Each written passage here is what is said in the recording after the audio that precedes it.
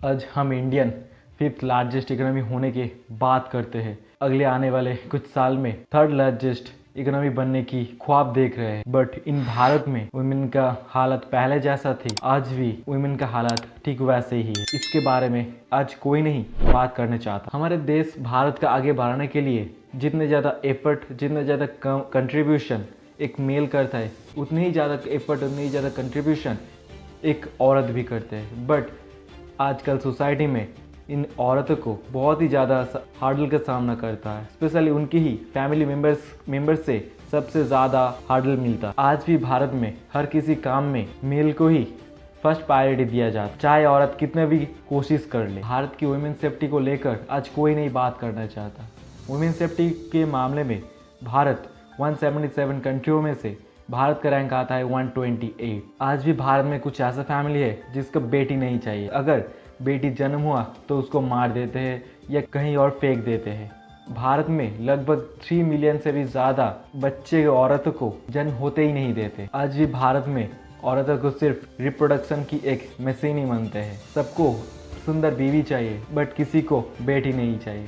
आज तक इंडिया में 3 मिलियन से भी ज़्यादा औरत बच्चे को जन्म होने ही नहीं दिया क्योंकि उन फैमिली को बेटी नहीं चाहिए। ये तो सिर्फ एक ऑफिशियल नंबर, अनऑफिशियल नंबर अनगिनत है जिसका काउंट शायद ही कोई कर पाएगा। आज भी इन मॉडर्न जमाने में किसी को बेटी नहीं चाहिए, सबको बेटा ही चाहिए। अगर गलती से बेटी जन्म हुआ तो उसको मार देते हैं या फिर कोई डस्टबिन या नदियों में बहा देते। जहाँ आज देखे तो लड़कियाँ कहाँ से कहाँ पहुँच गए, बट फिर भी किसी को बेटी नहीं चाहिए। सबको सुंदर अच्छी बीवी चाहिए बट किसी को बेटी नहीं चाहिए। आज दिन देखने को मिलता है किसी बच्ची औरत को डस्टबिन से या फिर नदियों से पाया जाता है। अगर किसी फैमिली में बेटी जन्म हुआ तो सारे दोस्त वाइफ को ही दे देते, जहां एक पेरेंट्स की बेटा होगा या फिर बेटी ये निर्भर करता है मेल के ऊपर। साइंस के माने तो हमारी ह्यूमन बॉडी में टोटल 23 पेयर्स क्रोमोसोम होते हैं, जिनमें 22 पेयर्स मेल और फीमेल बॉडी में सेम क्रोमोसोम पाया जाता है जिसको ऑटोसोम बोलते हैं, और एक पेयर यानी 2 क्रोमोसोम ह्यूमन की फीमेल और मेल बॉडी में अलग अलग पाया जाता है जिसको क्रोमोसोम बोलते हैं। पुरुषों में पाए जाते हैं एक्स और वाई क्रोमोसोम और महिलाओं में पाए जाते हैं दोनों एक्स क्रोमोसोम। अगर मेल की एक्स क्रोमोसोम और वाइफ की एक्स क्रोमोसोम एक होते हैं तो तब बेटी जन्म होती है। अगर मेल की वाई क्रोमोसोम और फीमेल की एक्स क्रोमोसोम एक होते हैं तब बेटा पैदा होता है। इनको साइंस से कुछ मतलब नहीं, बेटी हुआ तो सारे दोस्त वाइफ को ही मिलता है। आज भी अगर बेटी पैदा हुआ तो बच्चे के साथ साथ माँ को भी छोड़ देते हैं, यानी डिवोर्स तक दे देते हैं। सिर्फ 2024 में 30,000 प्लस केस थाने में रजिस्टर हो चुका है, यानी पर डे 86 केस होते आ रहा है हमारे इन भारत में। चाइल्ड रेप केस इन दिनों इंडिया का एक मेजर इशू बन चुका है। 2022 में 38,911 केस रजिस्टर हुआ, 2021 में 36,381, 2020 में 30,705। क्या आप सीक्वेंस देख पा रहे हैं?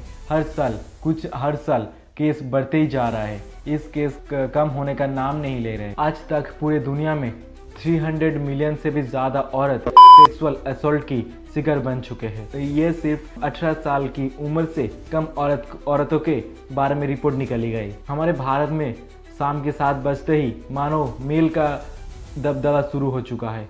इस शाम के 7 बजते ही औरतों को कहीं से कहीं जाना सेफ नहीं रहता। अगर किसी के साथ जाए तो ठीक है, बट अकेले जाना शाम के 7 बजते ही बंद हो जाता है। क्या ये इंडिपेंडेंस देश में ये होना माना जाता है, या फिर हम लड़के को ही इंडिपेंडेंस मिला, औरतों को नहीं मिला? औरत क्या इस इंडिपेंडेंस में भाग नहीं लिया? तो औरतों को इंडिपेंडेंस आज तक क्यों नहीं होने दिया? क्यों शाम के 7 बजते ही औरतों को एक स्थान से कई और स्थान जाने में सेफ्टी महसूस नहीं होते? ऐसे ही कुछ रेप केस जो आपके रोंगटे खड़ा कर देगी, ये दोबारा सोचने पे मजबूर कर देगी, क्या ये इंडिया एक इंडिपेंडेंस कंट्री है या फिर नहीं। 22 अगस्त 2013 एक 22 साल की लड़की और अपने कलीग के साथ एक मील में पहुंचे कुछ फ़ोटो क्लिक करने के लिए। उन मील में ही पहले से ही थे 5 लड़के, जिसमें एक लड़के 18 साल से भी कम उम्र के थे।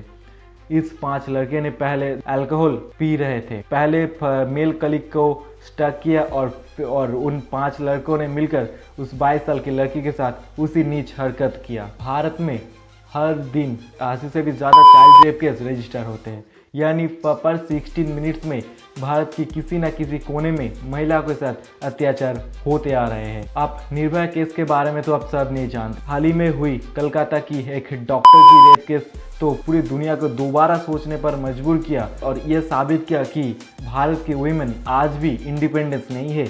आज भी भारत में किसी जगह पे महिला सुरक्षित नहीं है। अगर एक हॉस्पिटल में ही एक डॉक्टर के साथ ऐसा हो सकता है तो आम पब्लिक कहाँ कौन सी जगह में सुरक्षित महसूस करेगी। हाल ही में शुरू हुई IPL तो आप सब ने देख रहे हैं। इस IPL से BCCI कितना पैसा कमाता है, कैसे कमाता है, BCCI कितने ज़्यादा पावरफुल है, अगर आप जानना चाहते हैं तो इस वीडियो को जरूर देखिए। ऐसे ही वीडियो पाने के लिए चैनल को जरूर सब्सक्राइब कीजिए। जय हिंद।